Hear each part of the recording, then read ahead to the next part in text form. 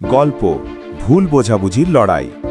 উপরে আকাশে ভেসেছিল সুপারম্যান, তার লাল কেপ বাতাসে উড়ছে। নিচে আকাশচুম্বী ভবনের মাঝ দিয়ে দোল খাচ্ছিল স্পাইডারম্যান, তার চোখ স্থির সেই লাল নীল পোশাকধারী নায়কের দিকে। এই বড় ভাই, স্পাইডারম্যান চিৎকার করে উঠল, তুমি ডেইলি বাগেলের ছাদ উড়িয়ে দিলে, এটা কিন্তু ঠিক হয়নি। সুপারম্যানের চোখ সরু হয়ে গেল।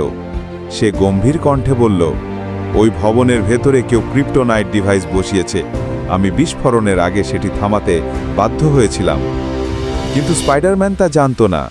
সে সন্দেহ ভরে বলল, হ্যাঁ তাই তো, আগেরবারও কেউ এমন বলেছিল, আর সেই ছিল খলনায়ক।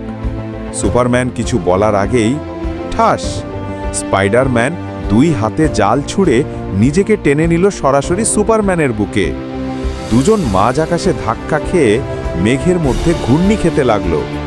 সুপারম্যান নিজেকে সামলে নিয়ে বলল, তুমি বেশ দ্রুত, কিন্তু এই লড়াই তোমার না।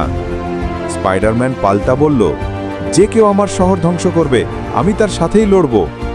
সুপারম্যান ঝড়ের বেগে সামনে ছুটল।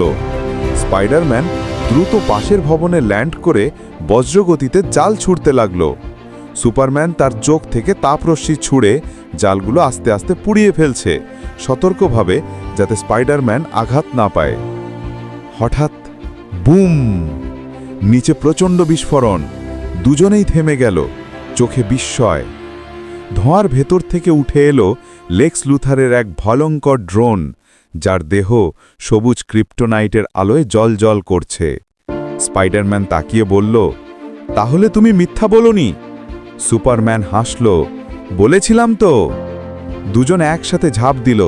সুপারম্যান ড্রোনের বর্ম ভেঙে ফেলল, আর স্পাইডারম্যান দ্রুত জাল ছুঁড়ে তার কন্ট্রোল চিপ বন্ধ করে দিল। কাজ শেষ হলে সুপারম্যান বলল, ভালো কাজ করেছ বন্ধু।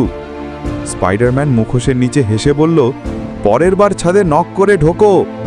দুজনেই হেসে উঠল। দুই নায়ক, এক শহর, আর এক ভুল বোঝাবুঝি থেকে জন্ম নিল এক নতুন বন্ধুত্ব।